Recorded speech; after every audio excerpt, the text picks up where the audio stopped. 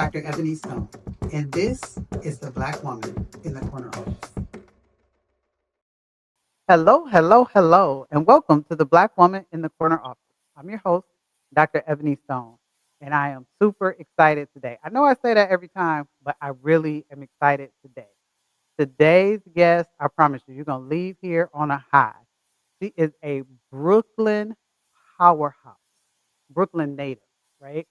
She's a powerhouse who has had one of the most interesting career journeys that I'm aware of. She's a mom. She is a divisional vice president. She is a veteran. She's doing all of the things. And so we're going to get into it with her. So without further ado, I want to introduce you to Miss Erica Sharp. Hey, Erica, how are you? Hey, I am amazing, blessed and highly favored. Happy to be here. Blessed and highly favored. I love it. I love it. All right. So I just gave a tiny bit of who you are, right? I talked about you being a veteran and being from Brooklyn and being a divisional vice president and all the things. How about you tell us a little bit about yourself and then we'll get into your career journey? Perfect. So you hit it on the head. I'm a Brooklyn native. So Brooklyn that I named my daughter Brooklyn, I my love it. 15-year-old, close to my heart. I grew up, born and raised in New York, and then moved a little all over. I've been down south, Texas, Omaha, and all that we'll talk about via way of the United States Air Force. Um, I am a Catholic schoolgirl. I went to Bishop Lachlan in Brooklyn, ran track, really just enjoyed doing things, any type of activity, insert activity. I was all up on it. And from there, went to University of South Carolina, lived in South Carolina for a little bit, joined the military. And then that's when my life started just going all over. But love people. Love dancing. When I moved to Detroit, I've been in Michigan for about, I want to say 12 years now. I used to You say got 10 your at the fan time. I don't have, where them fans at? I don't with have it? one, but I know all the hustles. Yes. That is what Michigan has blessed me with. But I don't plan on leaving anytime soon. It's been nice. Nice, nice. So I'll have to share with you when we're done here. I got probably because I like to dance too, right? I think a 4 or 5 page landscape page spreadsheet with all the hustle classes Get broken out of out here. by day. Listen, I just got it the other day, so I will share it with you. Thank you. Um, so I got to get you a fan. So we're gonna get into all of that, but I just want to tell the audience. So you know how different, we'll say different regions of the country, you can kind of tell when people are from different regions of the country. So I remember meeting Erica and feeling like, well, I hear some East Coast, but I'm feeling like down south vibe, kind of. And that's when I found out that you were from Brooklyn, but you spent a lot of time in South Carolina, right? Yep, Charleston. Um, Charleston, yes. So very unique background. Tell us how your career journey started, right? Brooklyn born, I think you spent summers in South Carolina. You said you've kind of been all over the place. You're a Catholic schoolgirl, right? How did your career start? Like that's a lot of different pieces to put together. For sure. It's okay. You ready? Buckle up. I'm So, ready. initially going out of college, if I go like all the way back into just like some jobs, all I knew is I wanted to make money. I wish I had something very deep to say, but I knew I wanted some money and I wanted to make some. So as soon as I turned 15, I asked my mom to take me to get my employment card. It used to be a blue card you had to get. And once I got my card, I was on a roll. I was doing summer youth programs. And one of my favorite was I was working in a teaching hospital. And at the time, they had us in the darkest, dusty room. And we were converting paper medical records to the digital system. Sounds very odd now in 2025, but we were taking all the medical files, and that was the job of the high school students. And I had the pleasure, there was a woman at the time who was on maternity leave. And one of our managers busted in the door and was like, "Which one of you kids know how to type?" And I raised my hand because, I was very proficient in AOL. And so AOL. I said, "I know how to type." And they brought me in the room. And from that day on, it really taught me the lesson to, like, when a door opens, walk through it, because I no longer had to Mm, be in that dusty room. I was in yeah. the AC office for the rest of the summer. I'm doing data entry. And then it was a sweet gig. All of my high school friends used to be like, "How come she's in there?" And I really enjoyed it, but it did open me up to, like, you can get from one place to the other with this little thing called opportunity and just taking it. Yes. And so, When a door opens, walk through it. It's funny, my daughter had a job a couple years ago. She was making more money than most of the kids. And she said a couple of them said, "Well, how did you get that?" She said, "I asked for it." And they were like, "Oh, you just asked for it?" mm-hmm, She said, "Yes." Well, mom told her, "What's the range? What they tell you the range was? Well, then you mm-hmm. go for the top of the range." And everybody else just kind of took it, right? When that door opened, walk through it. Absolutely love it. Okay. So that was way back Yep, when you that's were in high way school. back. Okay, let's say. Now you graduated high school. Mm-hmm. And one of the things that I neglected to say in the beginning is that you have done everything from insurance underwriting to military to now being in mortgages and operations, right? Yes. Where did it start when you graduated high school? Where did it start? It always stayed kind of leadership wise. Was in that underwriting area, but I didn't really hit mortgages until I got out of the military. And that's when it was time for civilian life. We moved to Well, well, Michigan. well, well, hold on. Let's go back. What took you to the military? Oh, look at you. What took me to the military, you were gonna laugh. I have like the most oddest stories sometimes, but I was walking through Times Square and I had a temp job Okay. doing the insurance underwriting. And I loved it and it was nice. And it was my first time in private sector. And I didn't know, like, oh, these people got money in private sector. Like, I used to get nice little envelopes and I was taken care of, but Yeah. I was still a temp and I felt like I had no security. And as you're starting to get older and get into your adult life, the temp stuff don't feel as cute anymore. Like, I'm like, I want benefits. I want something that feels like I'm building to get to something larger versus I'm like in this consistent state of like transferring from job to job to job. Yeah. And so I was in Times Square and I was walking around. And at the time, the recruiting station, and it still is right in the middle of Times Square. And it was Oh like, wow. be Okay. a part of something bigger. I was like, I want to be a part of something bigger. Like, I'm looking for something bigger. And I walked in the door and legit, it was Marines, Army. I think it was a Coast Guard guy in there. And they all were very attentive to me. They all were like, "Hey, like, how can we help you? How can we help you?" And it was just one guy and I feel so bad for saying this because I love my Air Force family, but the Air Force recruit, he was just chilling. He was like, "Yeah, whatever." And I'm like, "You, Mr. who seems to not be interested in me, like, tell me about this Air Force thing." And he said, "Have a seat." And he just started talking to me about what my desire was. And at the time, I knew I wanted to do something business related, or I was also teetering with law. And Okay. so he's like, "Well, we got this great paralegal program, and you could do these things in the military, and you could still have your same civilian career in the military, and it transfers over." And I'm like, "Sign me up." I legit signed up that day. My Wow. mom Okay.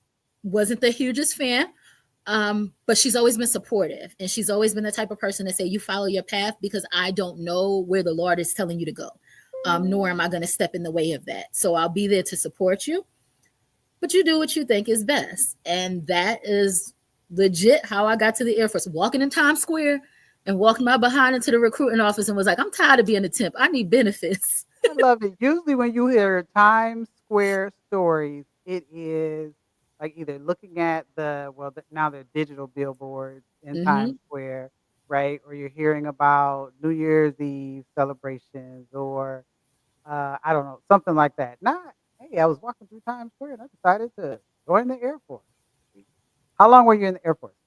I was in the Air Force for a little under 4 years. And then when I had my baby, you get the lovely option of, "Hey, you want to kick it with us or you want to leave?" And I was like, "I think I'm going to just take my baby and leave." Okay. Because I stopped being it. Like my whole mindset changed when I had Brooklyn. I was just excited about tax-free money, buying shoes, and having benefits. And then when I had my baby, this weird thing called perspective came into play, and I'm like, no, my baby comes first. Yes, Um, absolutely. yep. Every time. It's interesting, and that's a whole 'nother podcast. Well, first of all, thank you for your service. Thank- But second of all, a whole 'nother podcast. People tell you when you have a baby that you're instantly gonna fall in love with that baby and all of that. Well, I don't know everybody else's experience, right? But what I can tell you is when you have a baby, what instantly changes is perspective. I Mhm. don't know if there's a gushing of love, and maybe it was for other people.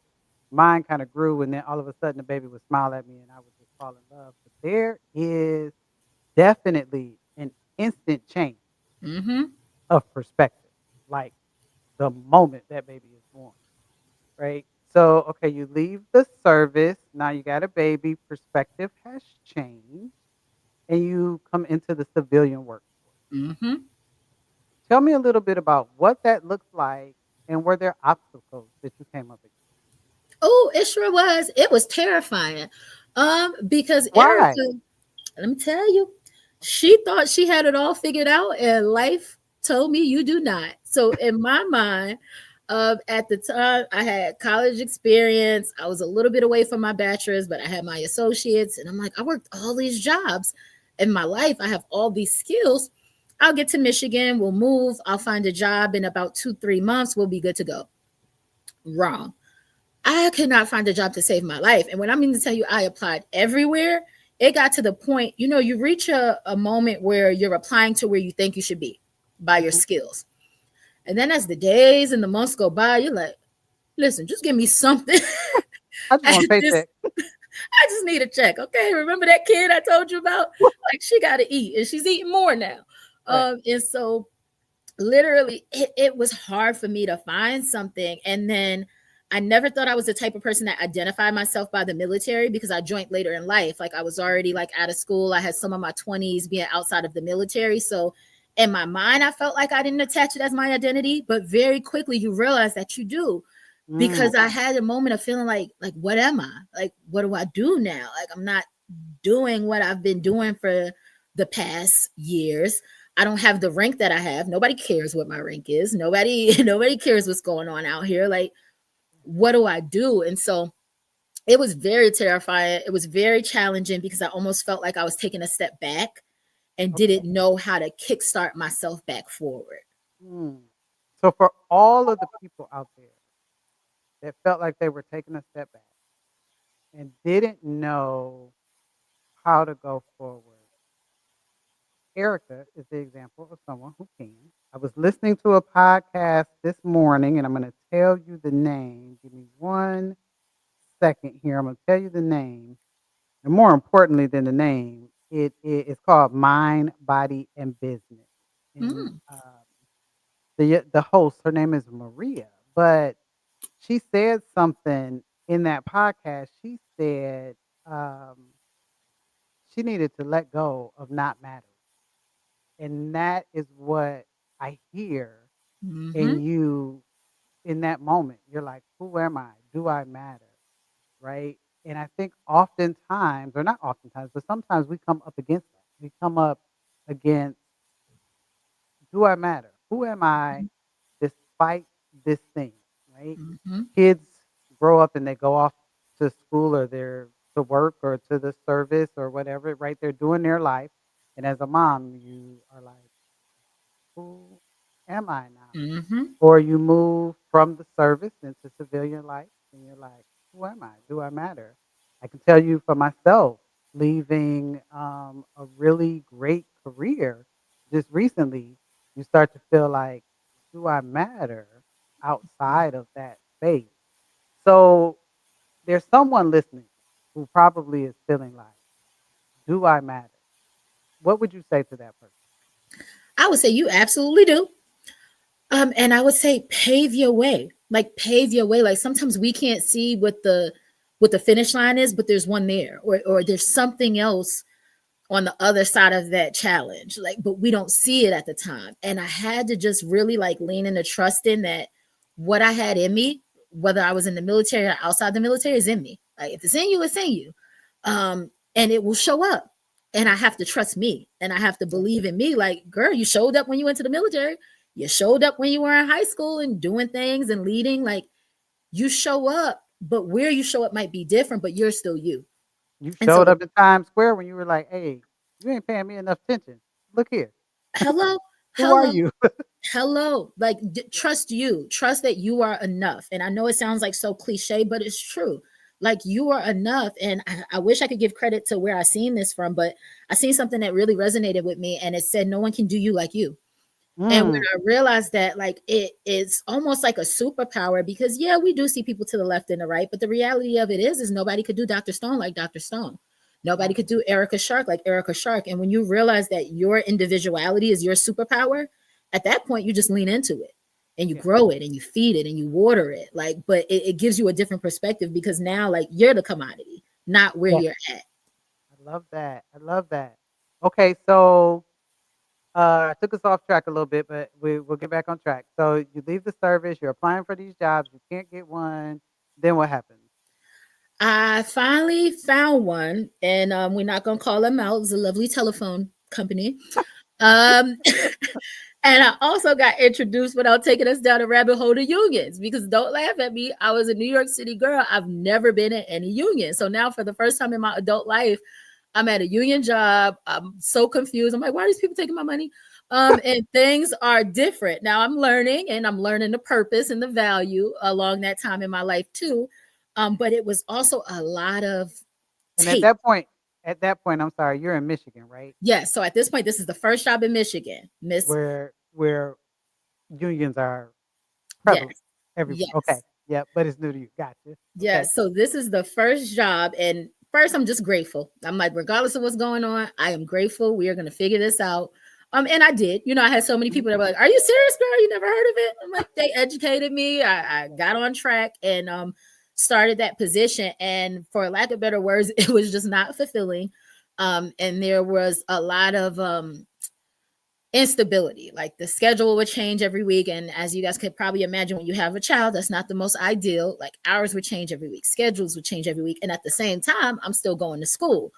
And so it was just conflicting. And so How I did you started, manage all of that? New prayer. baby, work. Right.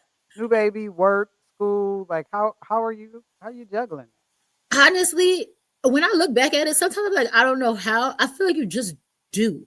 Like you just realize like you have to. And I know we had a conversation about this too. Like you just realize like you do it. And you look back and you're like, man, how did I do that? But you don't leave yourself an option. Like somebody got to do it. Yeah. And you know, I did have family. I will say that like my mom, she's the type of person to where I could be on the other side of the world and she'll be there in a snap. And so if it was ever a bind or summertime or things like that, she would come to assist, help me out wherever she can. So there was a village.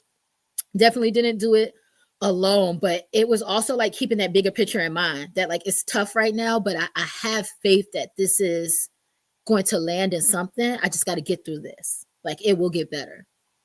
Okay. So you're at the telephone company that shall be unnamed. And then and then what happened? So then I'm like, unnamed telephone company, I can't do this no more. Uh, and so I start Googling and I literally Google before I would just search jobs and I would search by pay or fields because my degree was going into business management, human resources. And I decided to do something just out of the blue and I Google happiest places to work in Michigan. Mm, And when I Google, I'm like, I want to get paid, but I want to be happy too. Like I got the pay, but I'm not happy. So maybe let's switch the prayer. Like let's switch for something to where I could get the pay and be happy.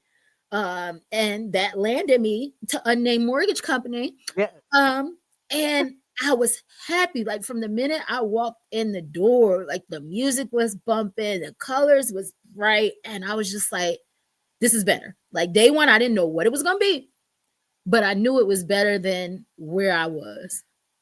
Now I happen to know the answer to this question, but our audience does not. When you went to unnamed mortgage company. What was your position? I was an intern. And I like to affectionately call myself the 30-year-old intern too, because I just wanted to get my foot in the door. Foot, pinky toe, big toe. Like it was an intern position available. And they told me the recruiter at the time was such a blessing because initially I was trying to get into banking. And we had the longest interview that honestly I forgot was an interview. We were just having a conversation, just like how we are now. And he told me, we'll never forget his name, Avery. Said, Erica, what do you think about going into like client facing and speaking with clients? But it's an intern role. And I'm like, it sounds like you're offering me a job, so I think it sounds great. Um, and that is how I got in there. I started as an intern. I love it. I love it. And then worked your way all the way up the ladder to an executive role.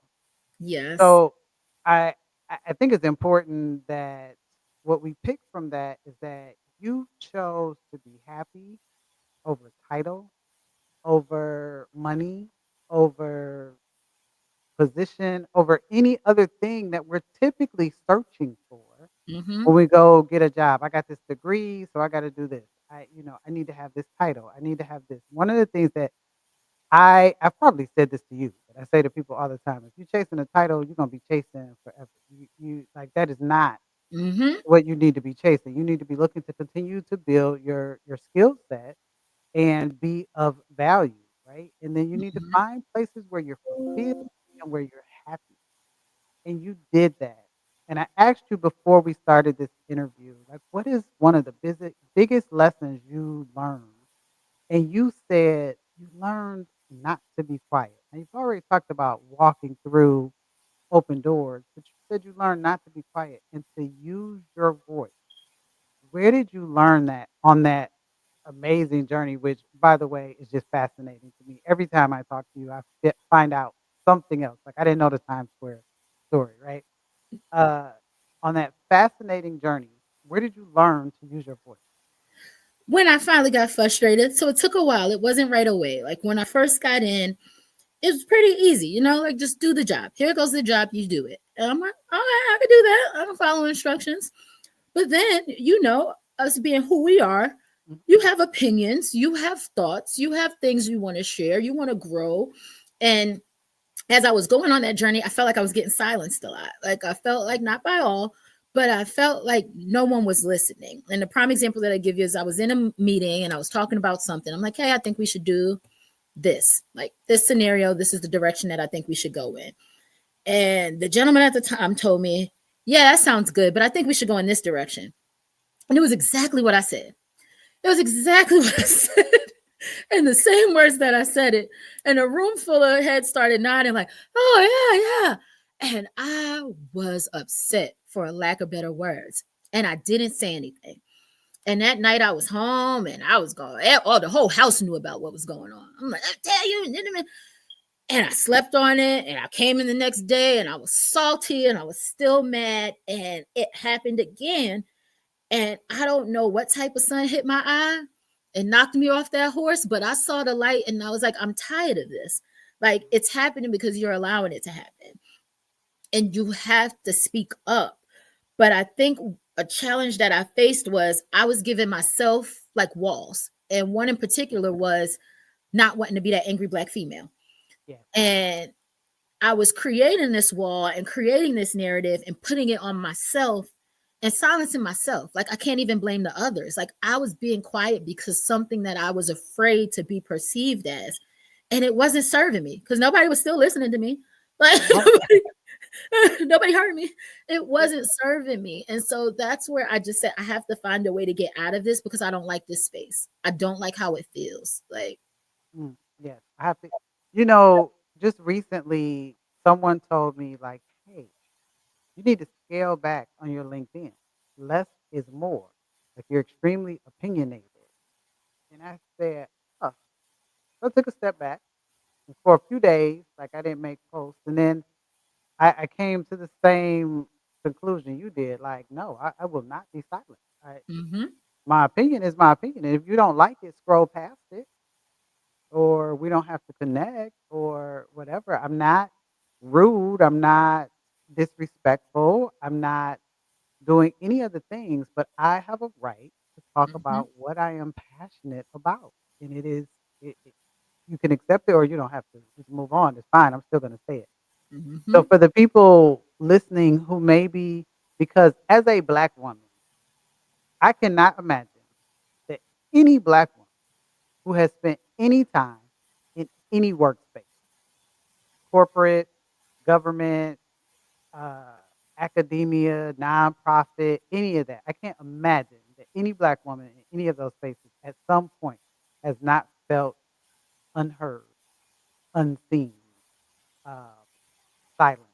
Mhm. What do you say to her? Speak up. Speak up and bet on you and where you feel unsure. If you have a safe space, reach out to it. I was blessed to have so many safe spaces. I was blessed to have so much community, right? You're a part of my community. Blaze Pickett is part of my community. Kristen Bryland is part of my community. Like I've had so many people that are part of my community that have given me advice. So if you find that, lean into it if you do find that safe space and be vulnerable and ask for the help. Because that was something that I did. Like, how do I say what I have to say, but not come off this way? And I would get tips and I would get ways to frame things. For example, frame things as a question, right? Like, okay, it might not make sense, but instead of saying that doesn't make sense, maybe I'll rephrase that and go, well, can you explain to me why you feel this way? Or can you break down the reasons? I know you do that so well. Like, can you break down the reasons and you're still getting across what you have to get across, but in a different way. So I would say reach out to help. And if you don't have a safe space, it's this weird thing called the internet. Right. I would go on it. I would look for tips on like, hey, how do I say this in a different way? Or hey, how do I go about that? And then when you do, get feedback. Get feedback on, hey, did that land? Hey, did you get what I was trying to say? Or hey, how can I say this differently? So I would say community. And if you're in a space where you don't have community, look it up. Look it up, research, or find spaces like this. Find podcasts like this. Find spaces where there is community. It might not be in your workplace and in your ecosystem, but it's out here, and tap into those. Yes, baby, YouTube University got everything You know it. you ever want to learn out there, right? I laughed when you were talking because there, I'm good for just phrasing things as a question. Mm-hmm. Ask people questions, they tend to stop to answer your question. And one day I said to someone, "Well, help me understand." And she said, "Uh-oh." I said, "Well, what?" She was like, "That means you don't agree with me." And I was like, "What? Who told you that?" And she was like, "I just been watching you." I'm like, "It's not that I don't agree, but I need your attention."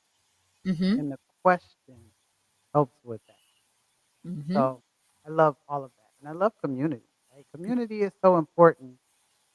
We, I think, sometimes get so caught up in this wearing the cape, as I say, like we can do all the things that we forget to put that cape down and say, Mm-hmm. I need some help.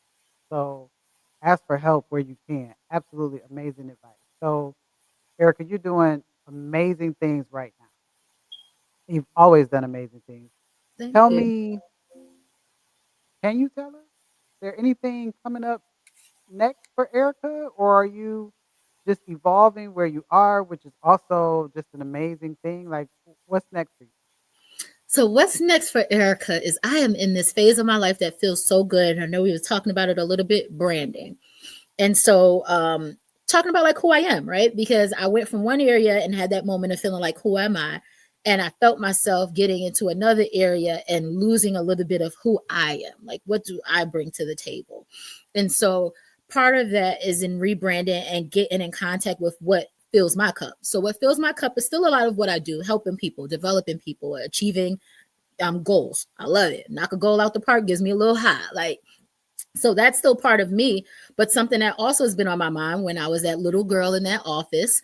And the recruiter was telling me about paralegal was the legal journey. So that is up next for me. A lovely thing called the LSAT on the table, August 11th. Oh, not August 11th, April 11th. Let's Oh, get that wow. together sooner than later. Yeah. So that's coming up. And what I want to do with that, I'm not quite sure if I want to stay mortgage industry, but I do know in some capacity I want to help, whether Yes. that be growing, whether that be mentoring. I want to utilize my skill set and my knowledge. And as I start getting these badges, I want to impart that on somebody else. And so I'm going to do what I always was curious about doing and just jump and see what this law thing is about. I love it. I love it. I love it. You don't have to know what's after that. Just take one step, right? Yep. It'll come. I know. So this episode will air after you have taken the LSAT. So we're gonna go ahead and say congratulations on attaining what you need to attain. Thank Whatever you. score you need to attain, it is already done, right? You don't have to know what's next. People just ask me all the time, "What you gonna do with that doctorate degree?" I don't know, We'll but see. I want one, right? Yeah. And we'll figure it out later. I wanna help, right? So I love that. I love that. I love that you wanna help. That's what it's all about. Hmm. It doesn't do us any good to blaze new trails if we don't tell other folks where the trails are and lead them down those trails, right? You know We it. have to be here to help those coming, in the generations behind us. So I love that. So 2 more questions for you because I know you gotta get back to it. Is there anything you wanna share with the audience that I have not asked you today? The biggest thing I could say is don't be afraid. And I got this from you as well. Like just to write Mm, out like your thoughts and what you want to do. Even if you're writing out your challenges, like even in this tech age, there's something and a beauty to me about just sitting down with a pen and paper and finding a quiet spot and figuring out what you want to do. And I've learned so much from you when it comes to planning and strategically mm, planning your goals. Plug, make sure y'all get with Dr. Stone because she'll help you get there. Like, thank you. there's nothing wrong with like sitting down and just like mapping it out and being like, I don't have it all figured out, but let's write it out and let's figure out what's going on. And don't be afraid to get a coach. Yeah. The best athletes have a coach. And when I had the pleasure of being in the organization that I am in now and getting an executive coach, it made me realize just how much that is of like an alley oop and a boost. And so do not be afraid to get a coach because sometimes you need help. And yes, you're a star player, but you need someone sometimes in the gym that can develop you, give you drills, give you tactics. Like those things apply in the business world too. Those things apply in other fields where you need that warm up and how you get better and reach that peak performance. So the biggest thing I would say is express what you want to do. Don't be shy about it. Have your voice and get a coach. Get a coach. I love it. Peak performance. I gotta play with that for a minute. So, Yes. but yeah, absolutely love that. Okay, so one last question for you that I like to ask everybody because it's just so interesting to me, and yours should be extremely fascinating. Let's say you get a major movie deal, and they say, "Erica, we are going to make a movie of your life. We want to make an Erica Shark movie. What will be the name of it? And if you know, who would play Erica?" Oh, ooh, interesting. Let's see. Well, because in my mind, I feel like it needs to be someone that wins an award. It would be Viola Davis. Yes. Yes, and because there's gonna be points where I gotta cry, and she gives you that good cry, and when I'm going through it, when you get hit them rough Yes. parts, I need someone that really make you feel it. So Yes. I would say Viola Davis would play me, and if I had to come up with a movie title, it might just be The Life and Times of Miss Shark. The life and times of Miss Sharp. I love it. Nothing clarifies like clarity. The life and times of Erica Sharp. I love it. It's been Well, a life. Erica, yeah, you got so much more to live. Yes, yes. Yes. So again, many blessings to you on that LSAT. I know you're going to do amazing things with that. And it doesn't necessarily mean, I just had this conversation with my son. It doesn't necessarily mean that you got to go to law school or leave where you are or anything like that. It is a goal that you set for yourself, and it will Mhm. be another skill set that helps you develop other people and bring other people along on this journey. So, thank you so much for being here with us today. I have had an amazing time. I know our viewers have. And so we will see you next time. Thank you so much, Erica, for being here. Thank you. I appreciate you. You're welcome. All right, guys, that's it for today. So until next time, keep spreading that black girl magic on everything you do. See you again.